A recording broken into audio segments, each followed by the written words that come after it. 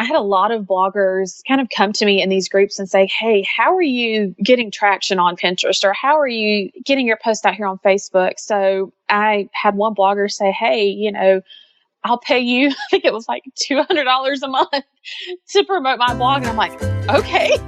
Hey there, I'm Goli Kalkaran, and this is Lessons from a Quitter, where we believe that it's never too late to start over. No matter how much time or money you've spent getting to where you are, if ultimately you are not happy, then it's time to get out. If you're feeling stuck and you feel like there's gotta be more, there's gotta be a way to feel fulfilled and excited about what you do, then this is the podcast for you. Each week, I will sit down with an inspiring guest who quit their professional career in order to forge their own path and create a life that they love. Hello, beautiful people. Thank you so much for joining me again. Before we get started, if anybody has contacted me through my website and I have not responded, please know that I didn't get it. There apparently is a problem with my contact form that I'm just learning about. And I'm really sorry. Know that I would always respond to any email or contact that I get. So if you didn't get a response, please email me at Goli@lessonsfromaquitter. I really love hearing from you guys. And I'm really sad to know that maybe some people have reached out and I haven't been able to respond to your inquiries. This is all part of, what I say on this podcast is like, just get started and fix things as they go. And I know there's going to be a lot of hiccups on this podcasting journey, and this is just one of them. So I'm sorry, but please do reach out. I love hearing from you.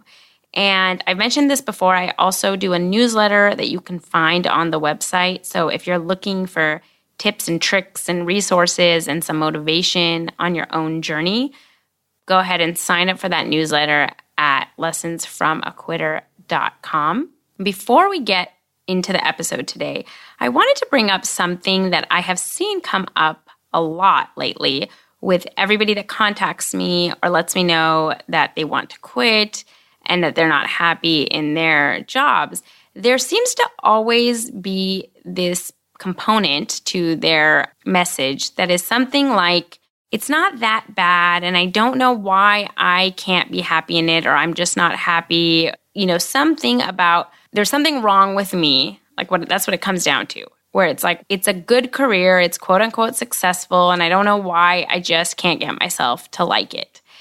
And I'm realizing that there's this mental block, like there's an added layer of guilt that stops people from even exploring what the next thing is because they can't get over the fact that I should like this or I should be happy. I should just be grateful.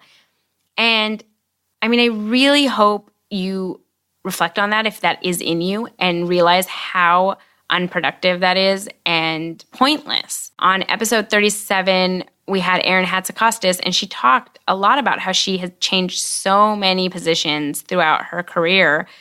And I asked her about that, and she was saying, no, I never thought I'm wired differently. I just realized, I got bored, and I wanted something different. And so I went for the next thing. And it's such an important quality to have because at the end of the day, we are all so vastly different. And maybe your personality just isn't built for that career. And that's okay. I look at myself now and I'm like, if I had actually reflected, I could see that my personality, someone that's super outgoing and really likes dealing with people, is not built for a career where I sit in an office by myself for 12 hours a day. It just wouldn't never be a good fit.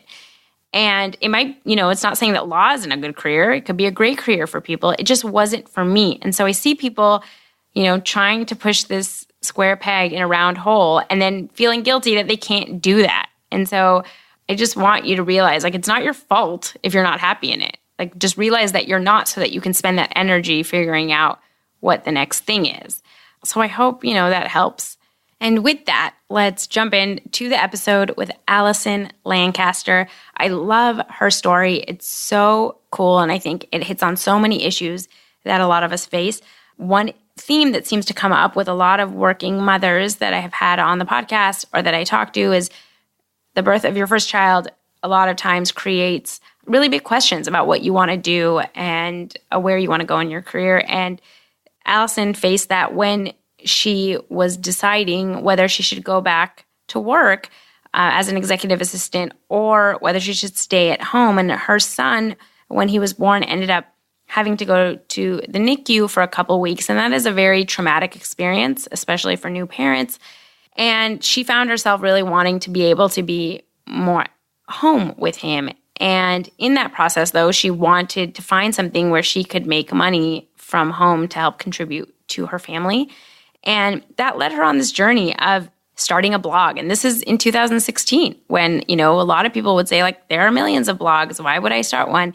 But she did. And it took off pretty quickly. She started getting featured in the Huffington Post and Today Parents and Scary Mommy. And she was talking about a lot of things related to NICU mothers. And that really resonated with a lot of people that felt alone. And her blog grew a following, and she started learning how to market it properly. And then other bloggers started asking her how she was doing it.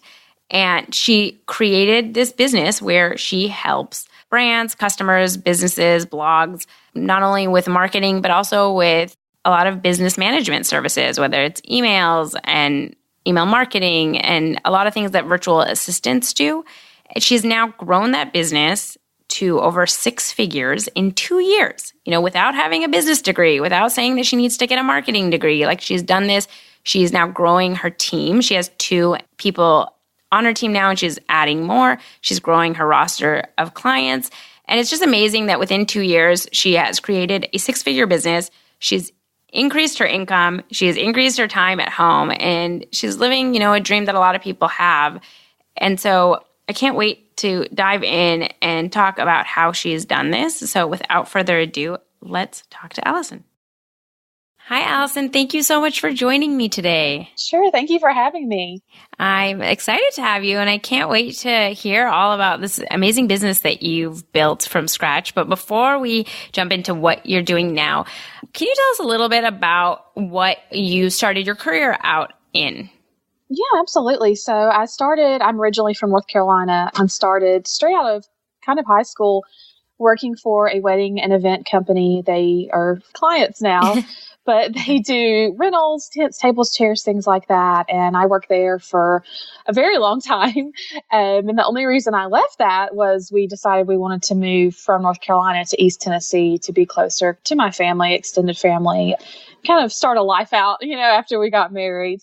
Okay. And so in that event rental, you were doing mostly like the office management of that company? Sure. So I started out basically as an assistant at the company. They started seeing this enormous growth and needed somebody to help with the office, they meet clients on site at venues if you're a bride where you're having your wedding, things like that. So that was a lot of what I helped with, pretty much the office side of things. And it kind of grew from there to wedding planning and things like that as well.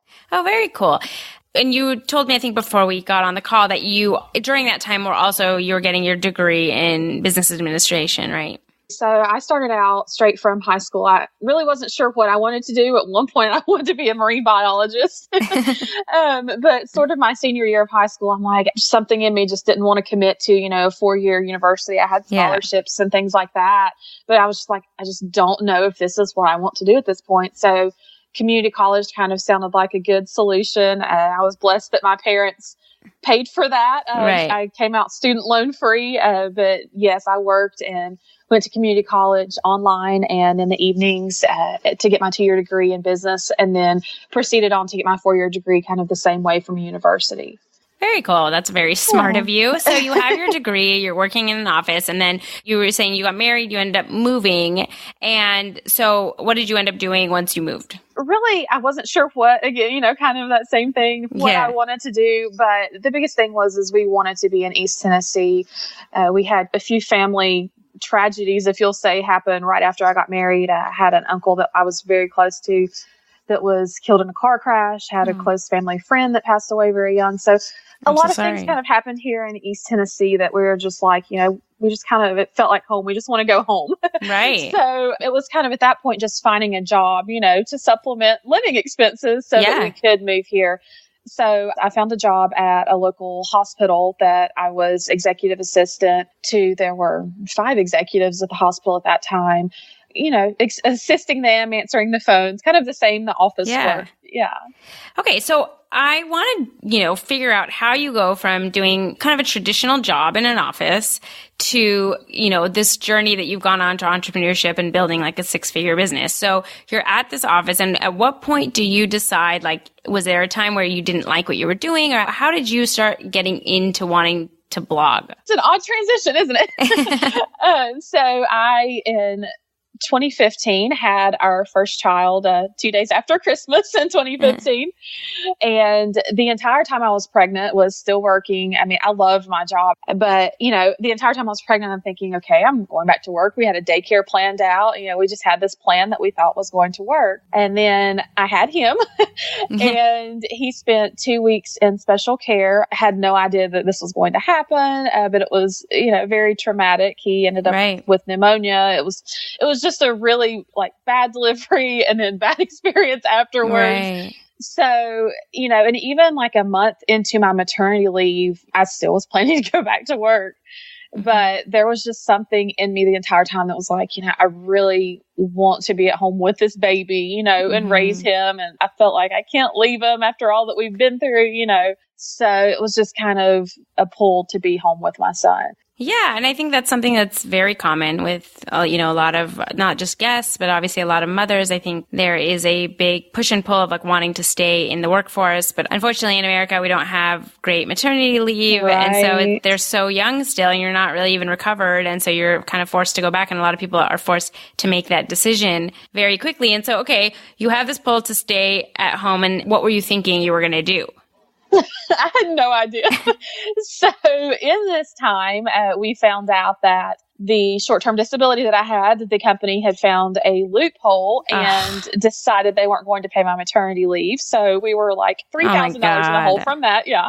And of course, hospital bills started rolling in from a special care stay, and just all of that. So I started just researching like a mad person.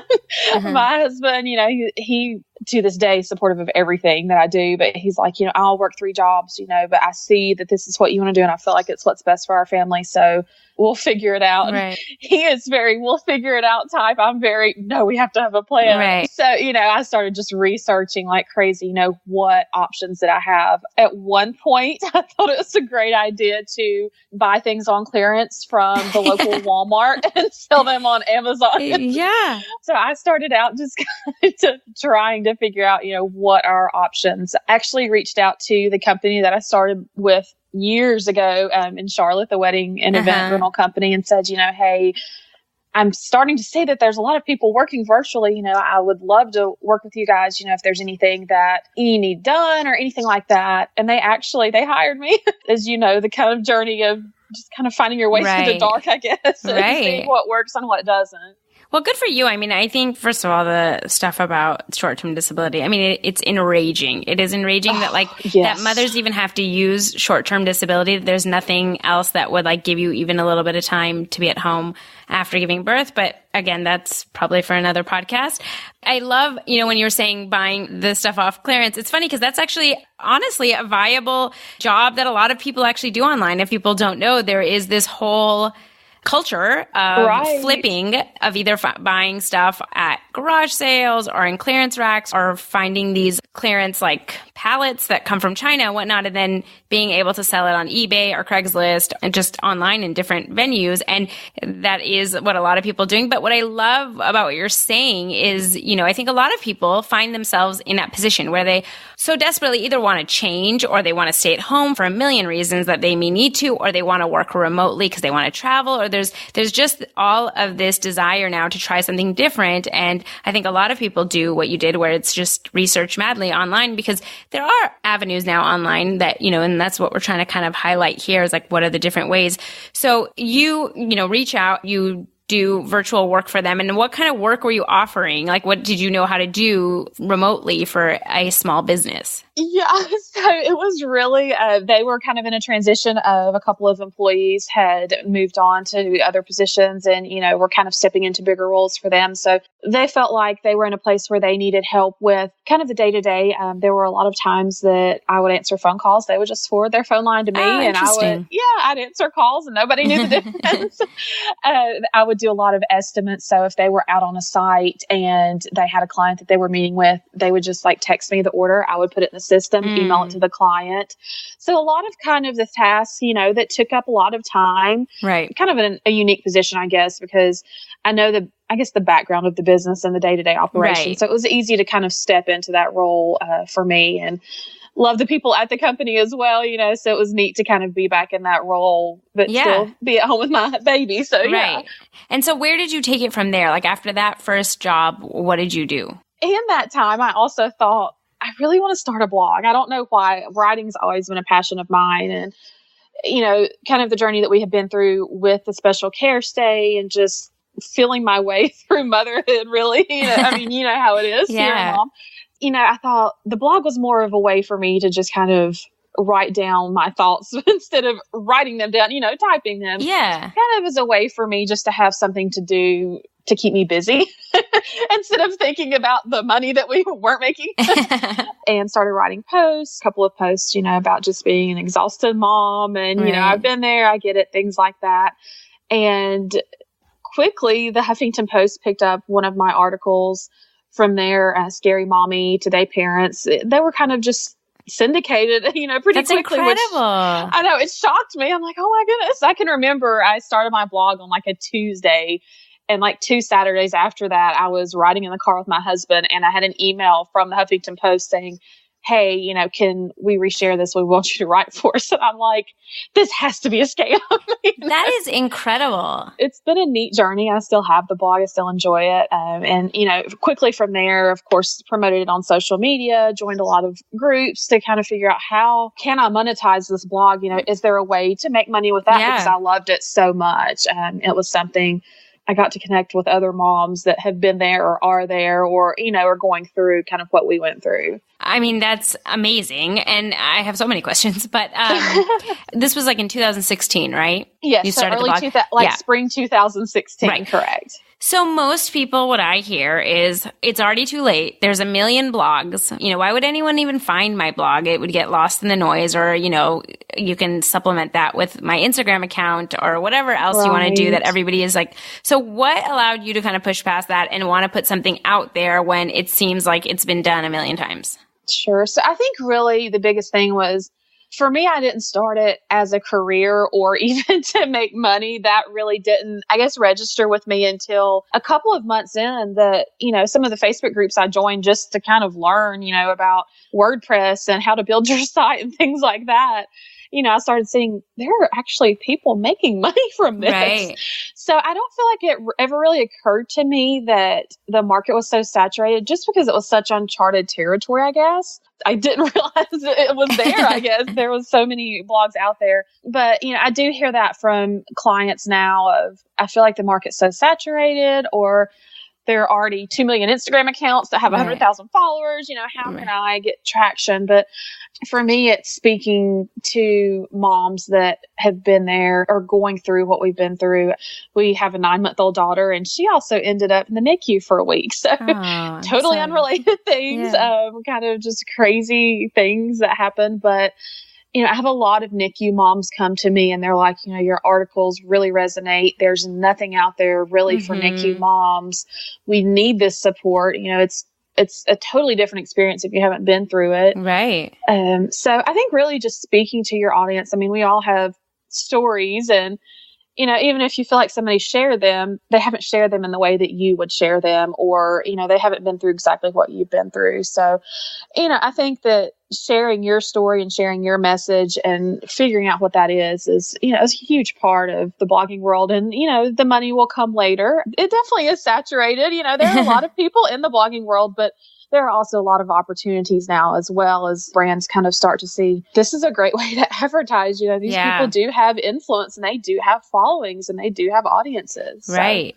Before we get into like how you monetized, you were just talking about how you were in these Facebook groups and you were realizing how people were making money. How did you find these Facebook groups? And if you can just kind of describe a little bit about that culture, that community on Facebook. There is so many resources, and I really want people to understand that there are things that they can, like you were saying, figure out what a WordPress site is, or how do you set up a blog, or how do you monetize a blog. There's so much information out there. So can you describe a little bit about how you found that and like what it was? So there are still a lot of groups that I'm in, but really starting out, I started Googling. I didn't have any money. So I'm like, I have to Right. build this from the ground up by myself.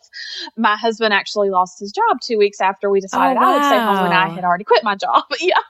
So we literally had no money to invest in this. So I kind of had to figure it out myself. So I started just kind of Googling how to build a WordPress site, or, what themes, or how does this work, or how to promote a blog. And was quickly met with a lot of resources just on the internet. And a lot of those led to Facebook groups, that these people had created. And that's kind of how I started to say, okay, there are great communities. And from there, the first couple of Facebook groups, people have mentioned other Facebook groups that they were in. And I just started joining like a crazy person, and some of them are great. Some of them not so much, but there are a lot of great communities out there that support bloggers, that support moms who want to stay at home, that support, moms who are kind of in the journey, and saying women, female entrepreneurs, things like that. There are so many resources out there. It's amazing. And so how do people typically make money off of a blog right now? Yeah. So right now there are a lot of ways to make money off of a blog. A lot of bloggers who are established, who have, a decent following, you'll see ads on their site. There are several ad networks. You have to have a certain amount of followers to be able to apply to these ad networks, but also Google ads. You don't have to have any sort of following to put Google ads on your site. There are a lot of affiliate marketing or affiliate networks that you can join. So like Amazon has an affiliate program that if I'm linking to the high chair that we use, or, the hair tool that I use, you can use those kind of affiliate links and make a little income from those. Now, it's not a ton, especially starting out. You kind of have to build that audience and build that trust. But there's also a lot of campaigns. There are a lot of networks that you can apply to that will, pay you. They're kind of a liaison between you and, a diaper company or a food company or whatever that company is. But they basically hire bloggers to blog about the products and to share their experiences, but, in a meaningful and informational way for your audience. Also, I have companies that reach out to me a lot that say kind of directly, hey, we want to put our product in front of your audience. Right. I'm very careful with what I promote, especially lately, just because I don't have time to promote a lot.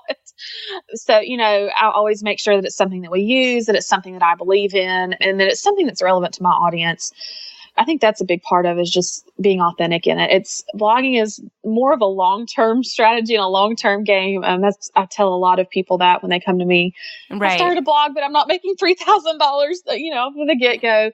It's a long-term strategy, I guess. So you kind of need something to supplement in the meantime until you get it off of the ground.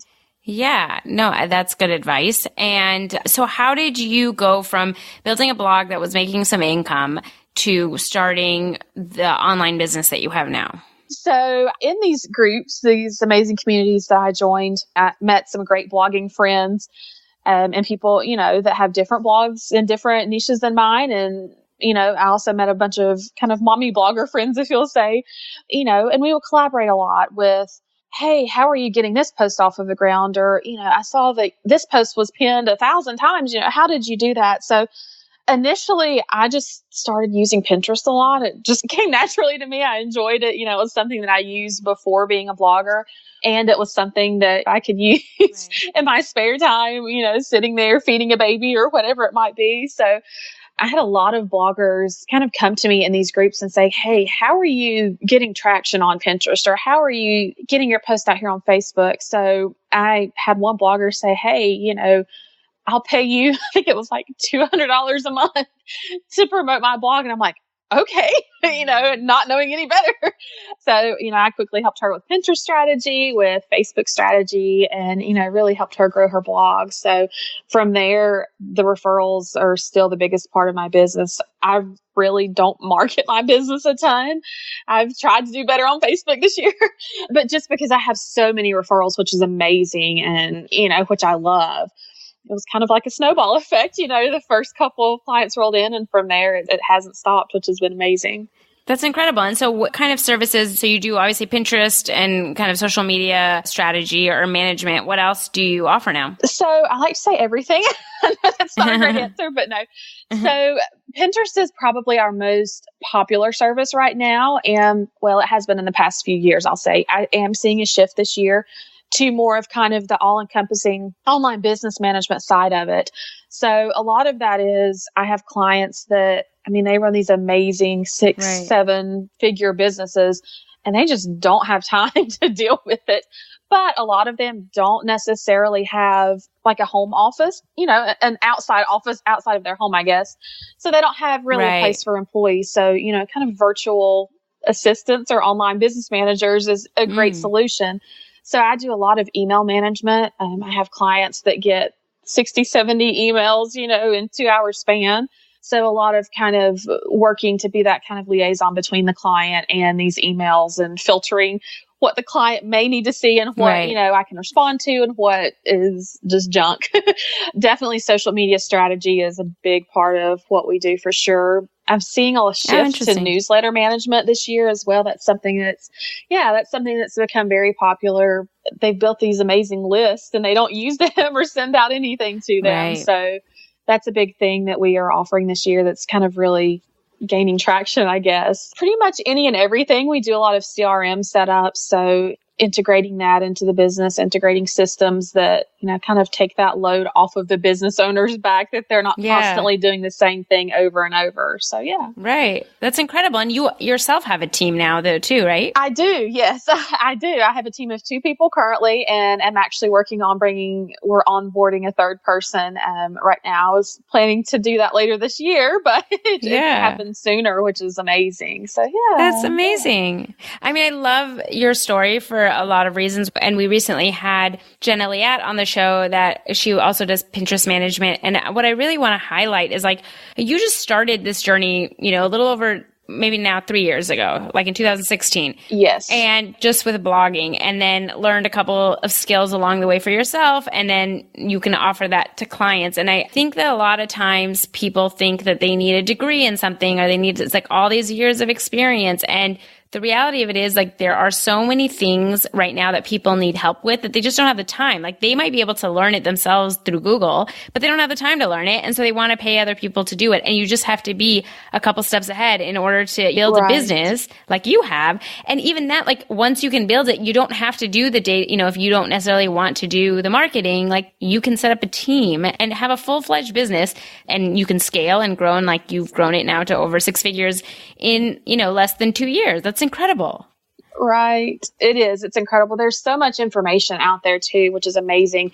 Especially I see small business owners, entrepreneurs that they know that they should be doing all of the things, but they just don't have time. You know, they get bogged down in the day-to-day, the creating, just the day-to-day operations, and they are forgetting to do the things that are important that help continue their business, such as social media or, you know, kind of nurturing that email list. And so they just don't, and they start to see, you know, after 6 months or a year or, you know, even a shorter time span, that their clientele is, you know, it's starting to slow down. It's kind of, you know, because they're not putting themselves out there, or they get so bogged down in that stuff that they're working all of these hours, these crazy hours, and they're not enjoying what they're doing anymore. You know, they're just so overwhelmed that they're just like, I just want to quit.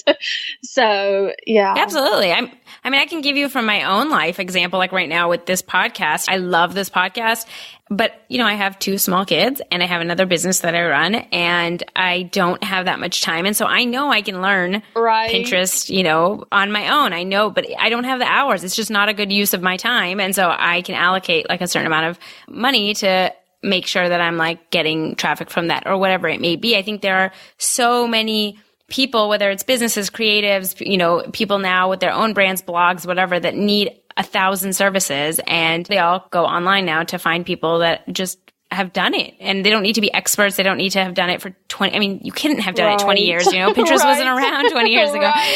So it's all very new and very exciting.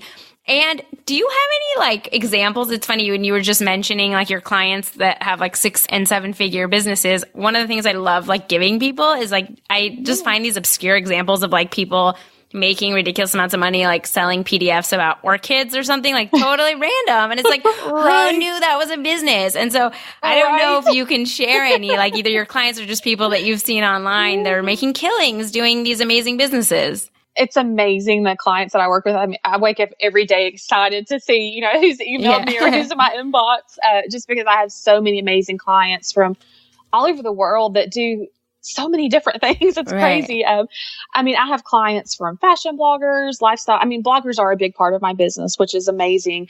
I have one client that they sell mushroom coffee made out of mushrooms, which is, it's amazing.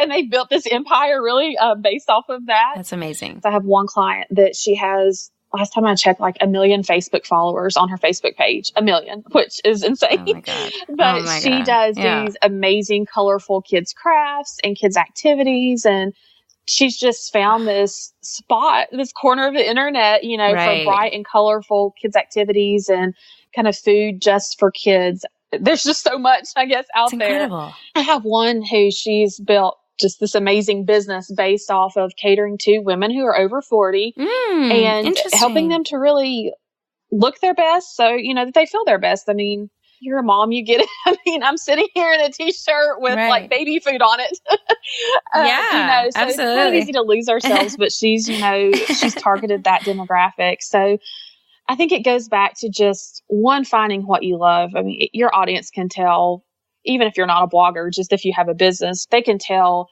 that you don't have a passion for something if you don't love what you do.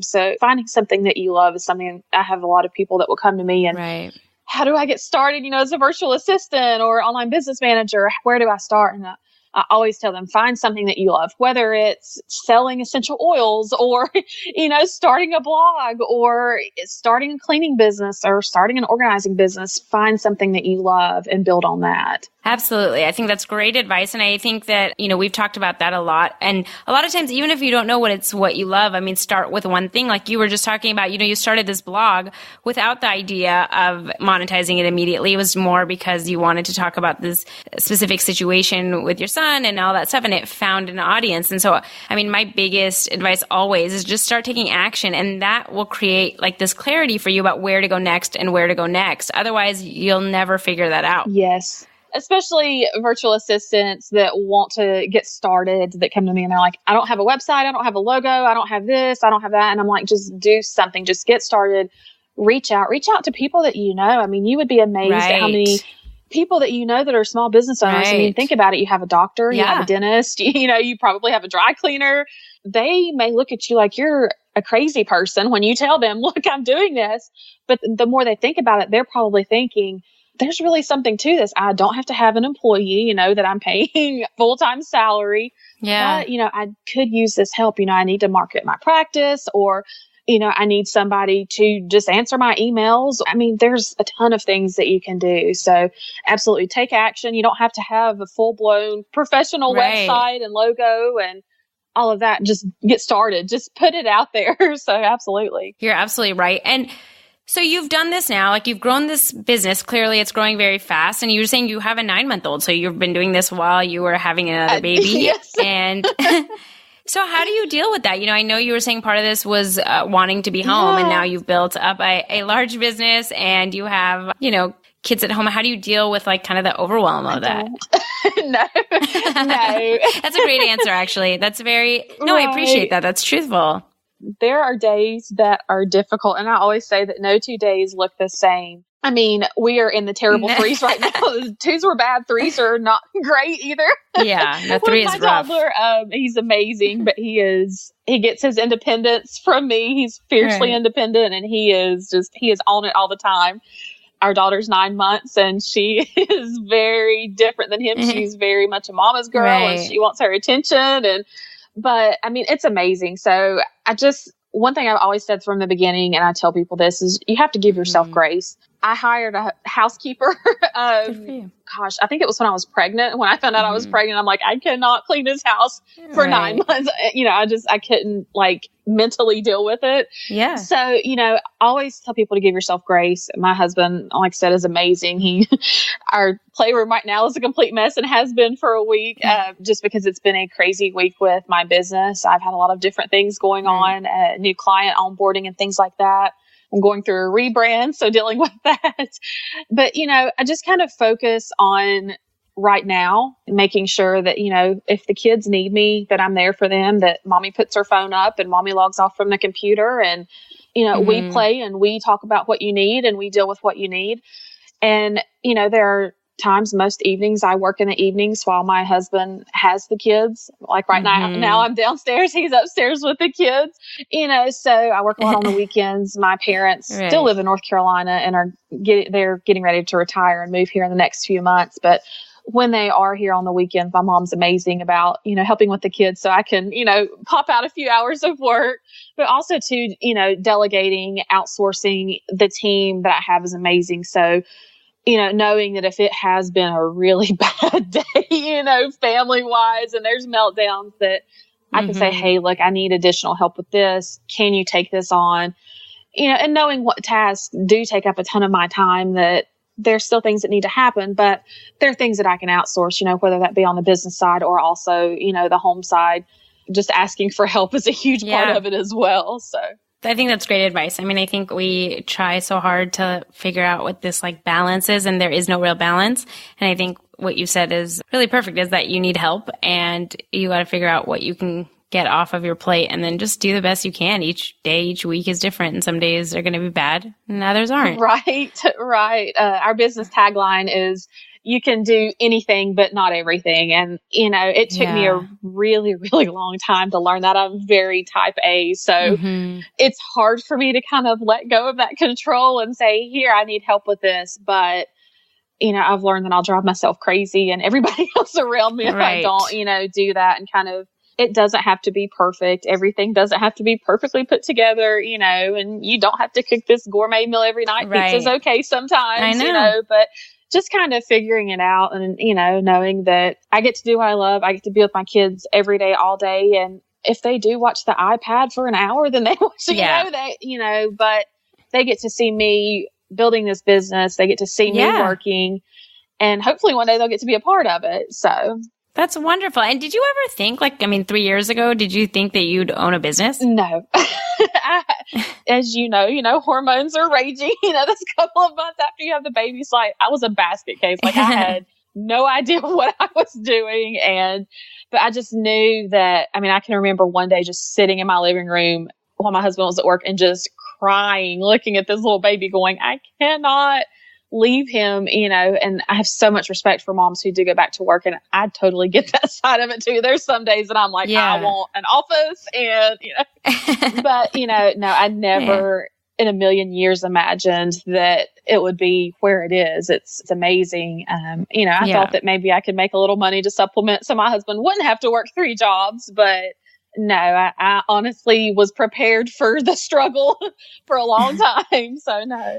That's awesome. I think that's an important point. A lot of times we've created stories about ourselves about what we can and can't do, whether I'm not a business owner, I don't know this about, and I think a lot of times we surprise ourselves if we just allow ourselves to take risks. So absolutely. I think it's incredible. Allison, where can people find you if they want to reach out or maybe if they need your services? Sure, absolutely. So they can find me. I have 2 websites. I still have the blog. So it is LovingLancaster.com. And then also for the online business management side of things, if you need help with anything with your business, or I also am releasing a Pinterest course in a couple of weeks just to kind of learn why you need Pinterest for your business, learn kind of the nuts and bolts of Pinterest. But all of that is on my site, and it's AllisonRLancaster.com. Wonderful. And I will link to all those in the show notes in case people can't write it down right now. Well, thank you so much, Allison. I really appreciate you talking to us. Absolutely. Well, thank you. I really appreciate it. How cool is Allison's story? Here are my 3 takeaways. Number 1, you don't have to have a business in mind to start something. We focus a lot on how to make money or and I know that's important when you want to make a jump, but a lot of times in this journey of figuring out what it is that you love or that you want to do next, it's really important to just experiment with things that you're curious about or things that you like. That's what she did with the blog, and that led her to this incredible business. So focus on what you just want to do next and take those steps, whether there is a business as an end goal or not. 2, you can create a big business within a couple of years. She did this in 2 years, and now she has a 6-figure business that's growing, and her team is growing. Sometimes we have these ill-conceived notions that things are going to take forever or that you have to have a degree to start something. Clearly, that's not the case.